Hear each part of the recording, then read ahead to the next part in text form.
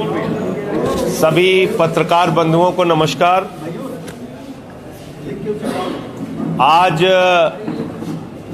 आम आदमी पार्टी के संगठन के महामंत्री और राज्यसभा में हमारे साथी सांसद संदीप पाठक जी का आगमन लखनऊ में हुआ है और पूरा दिन भर उत्तर प्रदेश के नगर निकाय के चुनाव के संबंध में उन्होंने समीक्षा बैठक की।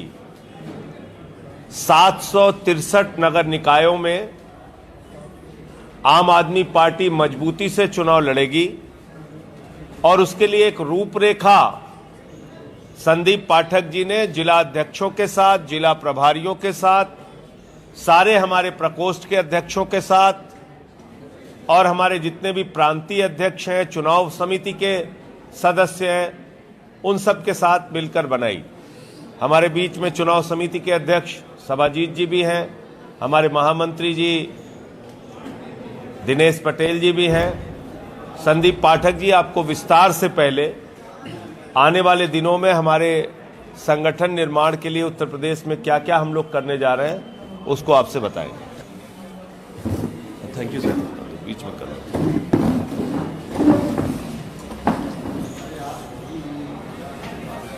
अरविंद केजरीवाल जी ने इस देश को जो एक नई राजनीति दी है, जिसे हम सकारात्मक राजनीति कहते हैं, ये वैसी राजनीति है जिसमें शिक्षा का, स्वास्थ्य का, हर एक व्यक्ति के जीवन को सुखमय बनाने की व्यवस्था की बात होती है।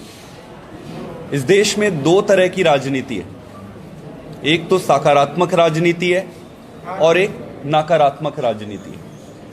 नकारात्मक राजनीति आप सबको पता है, गुंडागर्दी, लड़ाई झगड़ा, गंदी राजनीति है जिसे जनता से कोई मतलब नहीं है।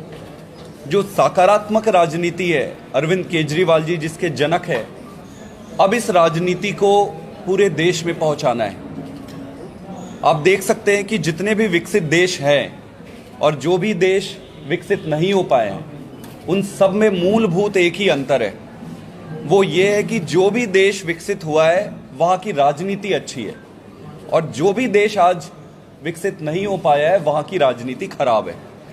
तो केजरीवाल जी ने जो सकारात्मक और अच्छी राजनीति दी है, दिल्ली में जिस तरीके से काम हुए हैं, पंजाब में जिस तरीके से काम हो रहा है, अब इस राजनीति को पूरे देश में, हर राज्य में, हर गांव में और हर गांव के हर घर तक लेकर जाना है।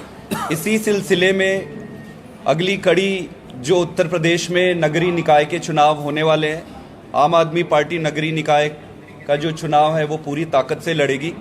इस चुनाव में म्यूनिसिपल कॉरपोरेशन में 17, म्यूनिसिपल काउंसिल में 200, शहर पंचायत में आपके 546, तो टोटल ये 763 के आसपास सीट्स है जिस पर चुनाव होने वाले।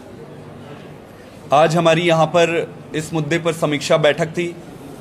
इस समीक्षा बैठक में हमने अपने संगठन को चुनाव के आधार पर बड़ा करने का, विकसित करने का, सुसज्जित करने का प्लान बनाया।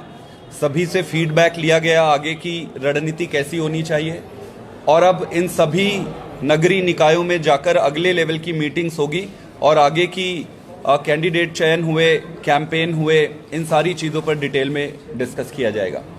मेरा ये मानना है मोटा मोटा कि आज तक इस देश में बाकी सारी पार्टियां, जो भी पार्टियां जीतते आ रही है, उसका एकमात्र कारण यही था कि जनता के पास विकल्प ही यही थे। जनता को जो भी विकल्प उसके सामने दिया गया उसमें उन्हें जो ठीक लगा उन्होंने चुना।